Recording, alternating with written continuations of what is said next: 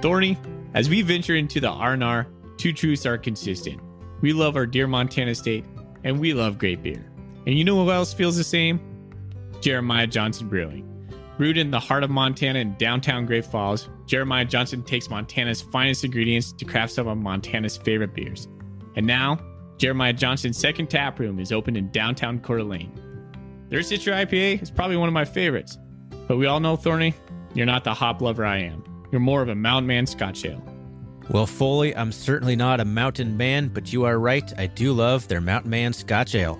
But come game day, you and I are both cracking their Golden Bobcat Pale Ale. So when you're looking for a quality craft beer brewed with Montana roots, a relaxing tap room, or just a six-pack to take to your favorite Bobcat tailgate, Jeremiah Johnson delivers. Make your next beer a Jeremiah Johnson, and as always, go Cats.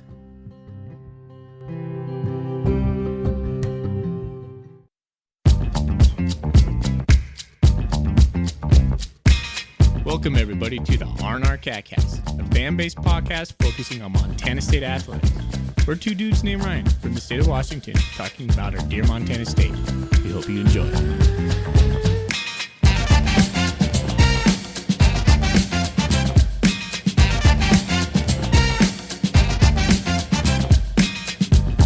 All right. Welcome back, Bobcat fans. Well, thanks for joining us on another episode of the R&R After Dark. Thorny, we're here after a win against Idaho State, a 27-9 win. We're going to break down that here in a moment. But first, we're going to get into the news that is around the Big Sky. How are you doing, buddy? I'm doing great, man. And I think you said it best. It was a win. That's really about the most I can say about it. It was a victory of sorts. It's still fresh in us. It's like it's something that we're just really processing right now, and that's what makes this episode so fun. Is this is our instant reaction to this game? We'll probably formulate opinions as we talk during this. So it's like, wait, no, this is how I feel about it. So no time to digest or write things down. This is off the cuff, off the top of the brain. I bet you I feel better about this game on Monday. I guarantee I will. Actually, feel better tomorrow. Always do. All right. Let's get right into the Big Sky. I'll just start by going down what ESPN says. Again, Montana State won at home against Idaho State. Idaho State came in at 1-5, or excuse me. Is that correct? Yes, 1-5. Montana State improves to 7-1, 5-0 in the Big Sky Conference. And I said it once, but I'm going to say it again. We beat them 27-9. I said I wouldn't do that anymore, but I couldn't pass it up. I missed it last week. Keep it going. All right. Moving down the list then, we got, I think it must have just went final because it says end of fourth on my screen here. Northern Colorado escapes Cedar City with a 17-9 victory over the Thunderbirds. And man, yeah, they did it. They got their third win of the season. There it goes. It just went to final. Just looking at it just right now. 17-9. Congratulations, Fighting McCaffreys. Yes. They must have rejoined the bottom half of the clipboard to the top half of the clipboard and reunited, and now they were able to get a win. The Big Sky Directional School Bowl. Yeah, no kidding. All right. Good for Northern Colorado, I guess, right? Sure. Whatever. Down in Sacramento, the Hornets are taking it to the Northern Arizona Lumberjacks 37-0. I said it last week. Northern Arizona remains a mystery. Maybe the Sac State Hornets are now on like this trajectory that shot them out of Missoula last week, and now they're just going to blow by everybody. I probably expect that to happen. Looking at their schedule, they have the easiest schedule in the Big Sky. So Sac State's just being Sac State, 37-0. 34 points in the second quarter. Am I reading that correctly? Holy cow. I'm not seeing that, but I didn't click on it. So yeah, 34 points. Something must have happened there. Yeah, crazy. Good win for the Hornets, and as now they and the Bobcats are in the driver's seat for winning the conference, assuming that they close this game out. UC Davis able to not win convincingly, but handle their business against Cal Poly 24-13 in a game that was like 10-7 at halftime. So UC Davis continues to be strong. I think they moved to, I don't know if these are the updated totals or not. Are they 7-1 or 8-1? They must be 7-1. So 7-1 here. Yep. Still ranked 10th. Probably move up a little bit in the rankings, but good win for Davis. I think UC Davis is overranked. 24-13 over Cal Poly. I think that I might agree with just based on that score alone. Yeah. I thought that game was going to be close, and it was. I thought Cal Poly even had a chance of making an upset. I didn't think Davis was going to blow them out of the water. All right. A big win for Weber State over here in Cheney. Holy cow. That was a nail biter for them, too. They had a double score lead in the fourth quarter. This game was won by Weber State 35-34. They sealed it on a third down play where they had to pick up like 9 yards. They did a scamper. Randall Johnson came in the end. Bronson Barron got dinged up in his thumb. Woo! The Fighting Eagles came back in the fourth quarter too. They scored 2 quick touchdowns, made it close, and then they missed a point after to really make it. They would have had it tied up, but they missed a PAT. Oh my word! Like 2.5 minutes in the game, lost. They missed the extra point, and I text you, I'm like, doesn't matter. The Eagles are going to find a way to win this game. That's just what the Eagles do, and they couldn't. Yeah, right. So congratulations, man. Good win for Weber State, and I think that definitely makes our win in Ogden you look even a little bit better, in my opinion. Yeah, I was going to ask you that. I would agree with that. All right, the last game on the docket was the Grizzlies went into Idaho and beat them, doubled them up, a little bit more than doubled them up at 34-14. I thought Montana looked really good in this game. I thought they had at least 2 touchdowns called off against penalties. The Grizz looked like the Grizz of the first couple of weeks against a hapless Idaho. Yep, it'll be interesting to see how Chris Brown progresses, and if Cam Humphrey does come back, who's going to be the starter. All righty. So that's around the big sky. Montana State is at the top, Thorny. You tweeted that out on the RR today. Yeah, with Eastern going down, Sac State's going to win, but they'll be 4-0. So we're sitting at 5-0. So it doesn't matter. We're going to be 5-0. So we are number 1. Pretty awesome. That's in the good category. Top of the big sky, undefeated in the big sky. Can't argue with that. Yeah, we really control our destiny at this point. All right. Well, let's get into the game that happened in Bozeman. It looked like a Saturday afternoon. I did not catch the attendance, although it looked pretty big. 19,297 because I had that in my good category. Woo, over 19,000 again. It's good. Man, yeah. So Montana State has had great home crowds this year. It was sunny for the most part, and then it looked to be kind of windy, that classic type of late fall afternoon in Bozeman. Montana State, again, like I said, closed out the game with a 27-9 score. This game just felt a little bit weird. Let's not get into the weird. Let's stick with the script. Let's go with the good, the bad, and the ugly. And Ryan and I are going to parse this out. And, of course, we'll have our full episode coming up later this week. All right, so I'll start off. Why don't you start? Yeah, sure. I'll go with the good. I'm going to start off with an easy one there. Troy Anderson played very well. He led the team in tackles. I think he ended up with like 15 tackles. I wish 16. I had 16. Yeah, I don't have the stats. Do you have the stats in front of me? Or in front of you? In front of me. Do you know if they're in front of me? Well, I know he had 16 with 9 solo tackles. Yeah, and he had the pass breakup that should have been an interception. I think he may have gotten a sack or a tackle for loss. He just had his highest total output of the game. The Bobcats had like twice as many tackles as the Bengals did because basically the Bengals ran twice as many plays. It was crazy. The Cats had like 80 some tackles in the I think I saw the stats. So just a crazy game that was controlled time of possession wise by the Bengals, which allowed Troy Anderson to have 16 tackles. So good game by Troy. Yeah, I'm glad you mentioned time of possession. That was crazy. The Bobcats only had the ball for 17 minutes and 43 seconds. The Bengals possessed the ball for 42 minutes and 17 seconds. That is wild. That is completely wild. Holy smokes. Wow. So, well, I guess we'll probably talk about that. But right now, just that fact, just that stat, when I saw it, I was just like, it's a head scratcher. I don't really know what that means right now. I'll have to go back and look at the game. I just rewatched the game, Ryan. an hour ago, Yeah, and I'm you still missed a the little first bit half. confused by this.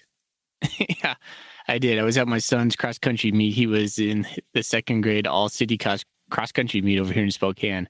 So I was getting your updates, but I went back and I watched the game in full, and I'm still kind of just a head scratcher of a game. But let's get into my good real quick. I thought the Tommy Malott package was good. Every time he came in, he's providing a spark. There's a couple different wrinkles we were doing. He had one bad pass that I thought if, just put it right on Cam Gardner right there, maybe huge pickup, or if he faked the pass and just put his foot in the ground, he had one guy to beat. So other than that, the Tommy Malott package, he hits the hole hard. He's a fast runner. He's a physical runner.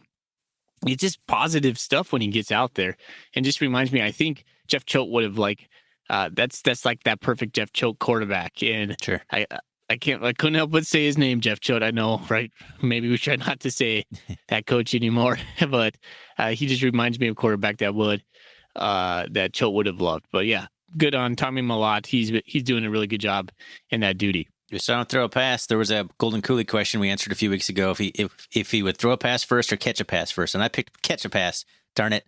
So he threw a pass. So yeah, good on Tommy Malott. My good category has to include Stones Glessner, 54-yard field goal like it was nothing. Stones 2 for 2 now for the game. He's like something like 15 to 17 for the year.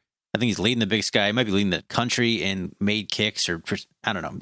Just another awesome game by him, and I think in a pretty windy environment, man, just gotta love having a kicker like that. Such a advantage to have.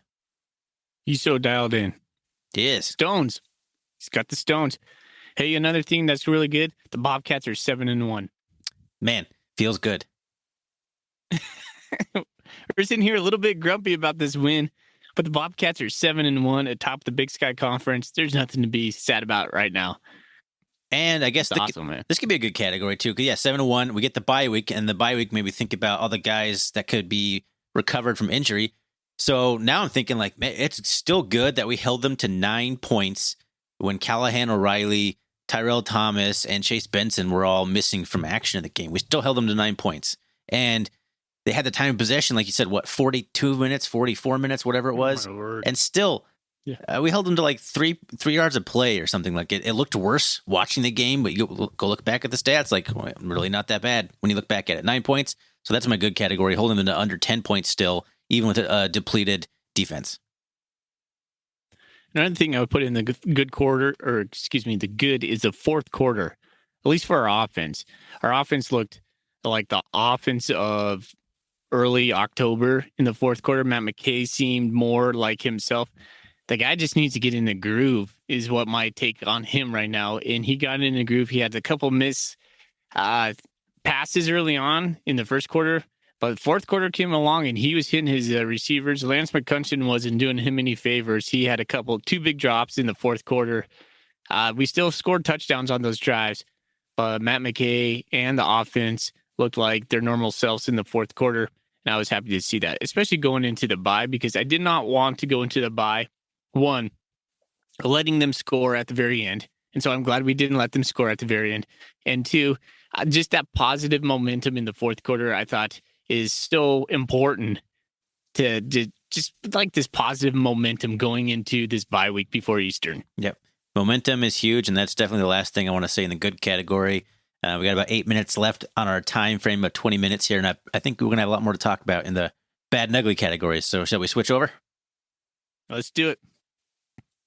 All right, I'm going to, just as you're talking about how Matt McKay found his stride in the second half, and that could be in the good category too, just him bouncing back. But man, this first half, first three quarters, he was not very sharp. He was missing plays. He just looked, I don't know, he just looked off. Like the whole team kind of looked off. Everyone looked flat. Everyone looked like they were maybe still recovering from the physical maul, the fight in the phone book in Ogden. Everyone just still maybe hurting a little bit from that, or deflated or whatever. We just looked flat. We kind of looked flat the whole game. Even Daniel Hardy really was his most silent game, I think, as a Bobcat this year. He really didn't do a whole lot. He made a sack or something later in the game. So just the flatness of the team, and in particular Matt McKay starting out, we just didn't look very good. Didn't look very sharp. Yeah. McKay was 4 for 9 for 26 yards in the first half. Ugh, that's like Weber. That's not good. Yeah. And Idaho State is no Weber. He was like in a vortex of suckiness for like 7 quarters. Yeah. Basically, since the Weber State game, he's been in a funk, but I think he did come out of it. So there's some optimism for sure coming out of that. Yeah.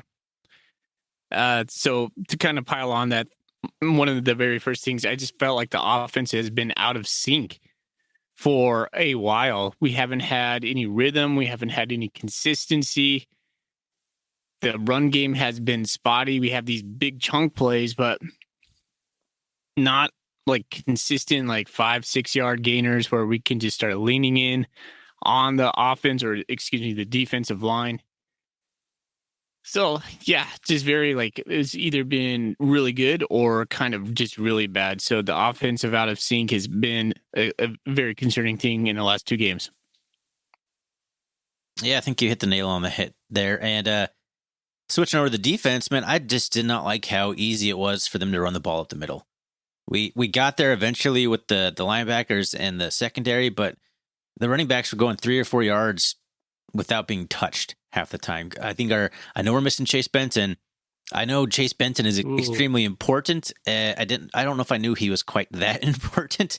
Like his absence was notable. Like we were getting blown off the ball, and the running backs were getting to the second level before anyone even touched him. And kudos to the Idaho State running backs. They ran hard, man. They were like a bunch of Isaiah Fonzes over there. They were hard to bring down, and they fought for every single inch. So kudos to them. But still, the fact that they were just having success running up the middle over and over and over again. And it was like 5 or 6 yards every single time. It was very frustrating to watch.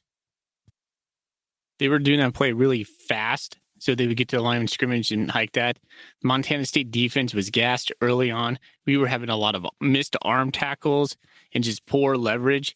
And so that's something that we can correct, but Montana State just looked slow and looked tired. Agreed. All right. One thing I wanted to put in the bad category is the inside slant pass against us. It was there all day long. Mikey Ryder had said our defensive back position, we have to take away the inside, the zone. We've talked about this a couple times this year.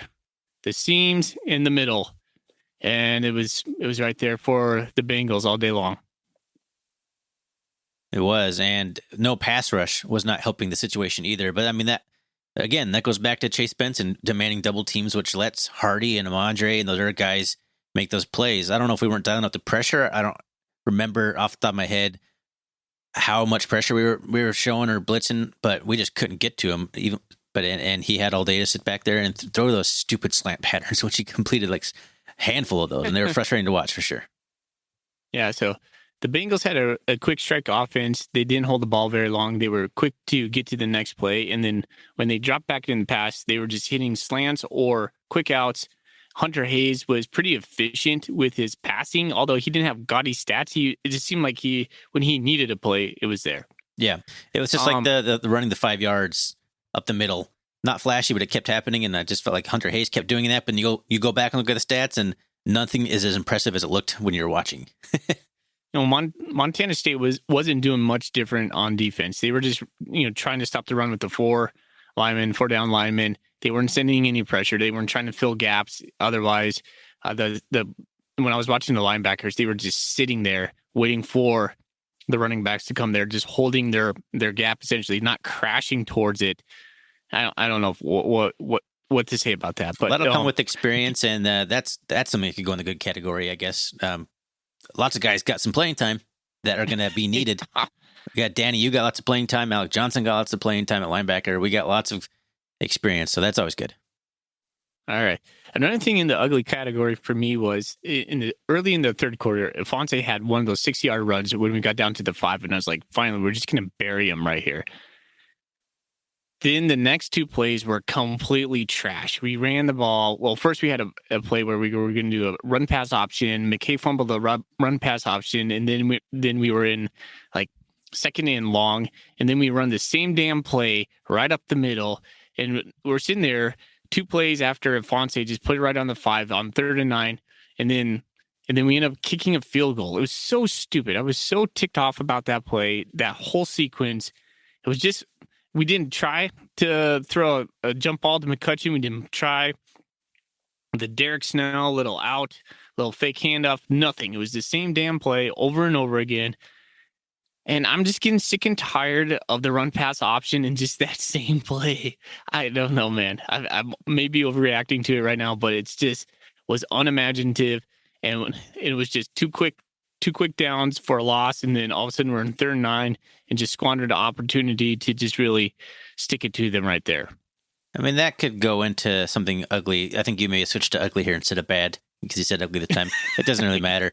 Just McKay's continued struggles, seemingly making the correct read in the RPO thing.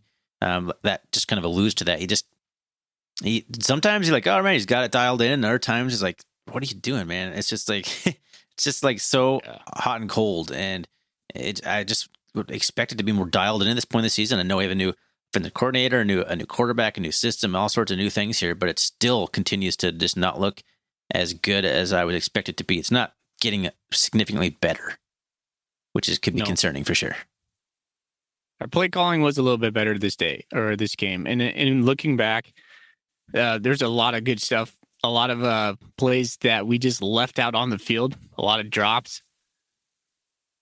So it was better than Weber as far as play calling in my book, but it is. That series just bugged me. Yeah, and the last thing I want to say, I think in the negative category, I don't know if it's good or ugly, or I'm sorry, bad or ugly, but yeah, and you mentioned it, Lance McCutcheon's drops, they were killers. He had 2 catches that absolutely should have had, no reason he shouldn't have had, and it's just not traditional. What's the word I'm looking for? Just it's not something he normally does. Typical. Typical. There you go. Yeah. It's not typical of him to make those, to not make those catches. So I had to throw that in there as well. But other than that, man, I don't have a lot more to say in the ugly side of this game. It's just a win. Like you said, it was a win. Well, we're going to dissect this on Monday night for sure. Oh yeah, plenty to go into there. Woo. But in my initial hot take reactions here, I think that's about everything I want to say here. Well, the Bobcats are getting a much needed bye at a good time. 7-1. We couldn't have asked for a better start to the beginning of the season. No. I mean, we're nitpicking right now. It doesn't feel good, but on Monday, I think we're going to look back in this game and go, all right, we took care of business. It's kind of a little bit of a letdown game. Not quite a trap game, but a little bit of a letdown game after a big game at Weber. But the Bobcats still held court. We're undefeated at home. And who knows? Right now, we have 7 wins. That has qualified us for the playoffs before. Yeah. No, and you're right. This is probably about the same time of the season in 2019 where we lost to North Dakota, or right where things were grinding to a halt. So if this is our grind to a halt game and it still results in an 18-point win, I'm all about it. All right, Thorny. Well, let's get out of here, buddy.